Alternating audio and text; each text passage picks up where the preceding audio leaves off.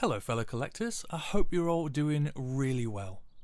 Today I continue my series where I talk about the best films I watched in the preceding month. Now this video is a special one for me because it marks a full year since I started this series and it feels great to complete such a milestone. It's been such a wonderful journey of film for me during 2022 and it's been a real joy to talk about so many great films. I just want to say thank you so much to you for watching and for joining me on this journey. Thank you so much for your comments and engagement with me and with the films. It's a series that I'm absolutely going to continue on with in 2023, though I am thinking of doing some more full reviews rather than just the sort of mini review / recommendation that I have been doing so far in these videos. But I'll give that some more thought and we'll see what happens. Anyway, here's to another brilliant year of film watching. Cheers. And so, without further ado, let's wrap up my 2022 and talk about the best films I watched in December. First up is Drive My Car. Now, it took me a lot longer to get to this one than I would have liked, as it seems like it was only the other day that it was showing at the cinema, and I was so keen to see it, but I just wasn't able to make it in the end, and with a runtime of just about 3 hours, I had to wait until I had a bit of time to watch it. I actually ended up getting the Mubi streaming service for just £1 for the month of December, and this was the first film I went for. From 2021, starring Hidetoshi Nishijima, Toko Miura, and Raika Kirishima, as well as a good few others, all directed by Ryusuke Hamaguchi. Apologies if I've butchered any of those names. This one was a slow but brilliantly paced meditation on grief and life after bereavement. I saw a review that said you know a movie is good when the opening credits appear after 40 minutes, and I couldn't agree more. The first part of this film is a long opening sequence that certainly doesn't feel long at all, and then we get into the nitty-gritty. The performances here are all excellent, understated, and nothing is overplayed or strong-handed. This film took me along with such a light touch, and yet kept me entirely engaged and enthralled throughout its runtime.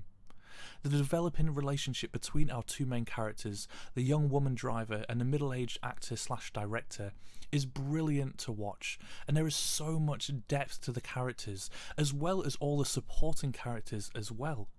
This world feels real and lived in and fleshed out. There are so many small threads and little moments that run throughout this film that just together add so much texture and richness to the wider story.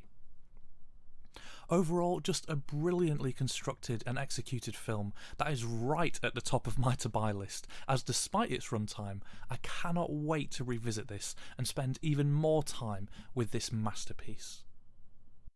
Next, we have a film by the venerable Park Chan-wook, who many might know as the director of Oldboy and the Vengeance trilogy. It's a very recent film from late 2022, and another that I caught on a Mubi streaming service, and another that's right at the top of my to-buy list because it was again exquisite. That £1 price for Mubi was very well spent, to say the least.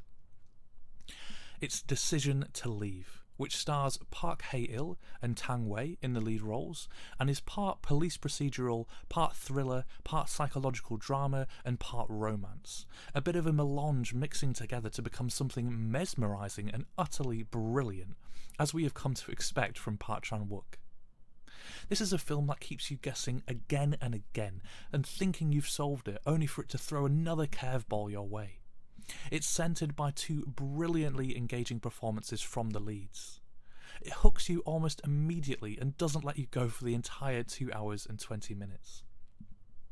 It's one of those films where, even though a character might do something morally wrong, you just can't help yourself and you root for them to succeed. Just a stunningly great watch, and with a fantastic ending as well. I have to say, since I watched this one, it has not left my thoughts for very long. Then we have a rewatch for me, and it's The Matrix.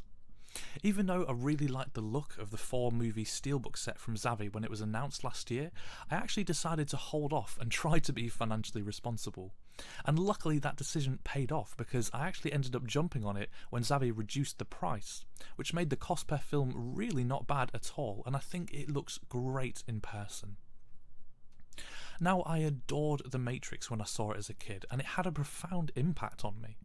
Around the early 2000s, I watched it again and again for a good long while, but I think actually the last time I saw it was probably about 2017, and before that was probably about 10 years earlier, so it was wonderful to revisit the film, and not so wonderful to revisit the others in the Matrix saga, but here I'm just going to be talking about the first one, which, let's face it, is the only good one. As soon as I started the film and watched the absolutely brilliant introduction where Carrie-Anne Moss gives an unforgettably kick-ass performance, I felt just like I did as a kid again. That same sense of excitement and adrenaline kicked in. It's a great action film with a brain that matches the excellence of the fighting sequences. It's old hat now, I suppose, but at the time really was a cultural phenomenon, and if nothing else gave people some great philosophical food for thought. I loved every last minute of this brilliantly engaging, slick and badass film, and a healthy dose of nostalgia that I got made the experience all that more wonderful. Then we move on to yet another rewatch for me in December, which was Christopher Nolan's Interstellar. I've been wanting to do a rewatch of this film for so long, but I was just waiting for the right moment.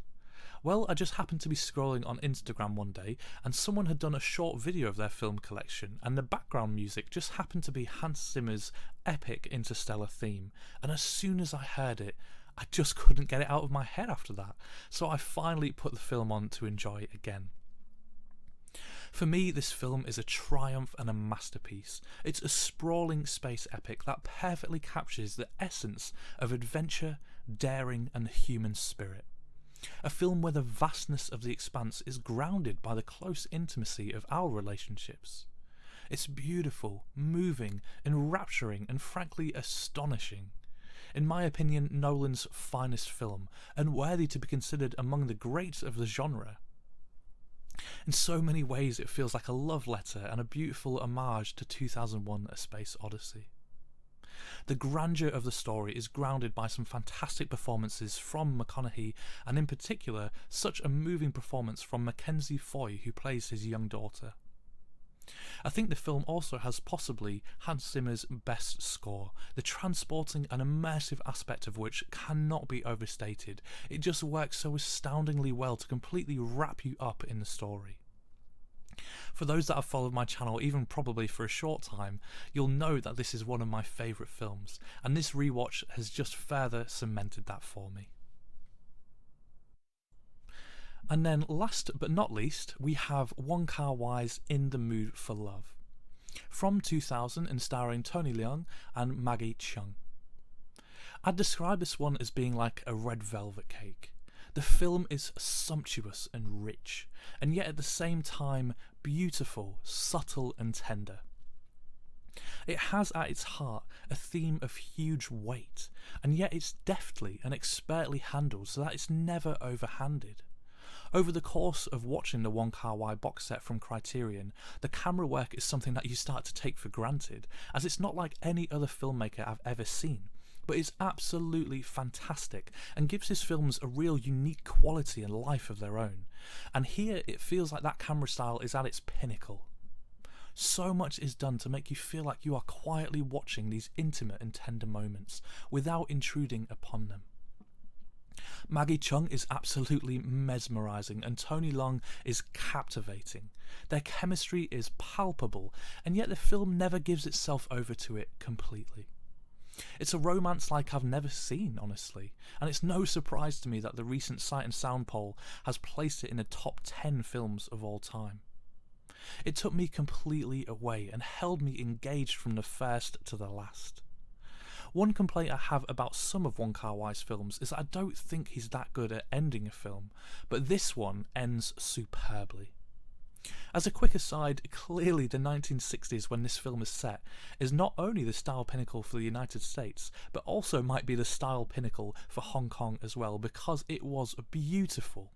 Style and sophistication effortlessly oozes from this film. Set design to costumes, they're all exquisite and lovely to look at.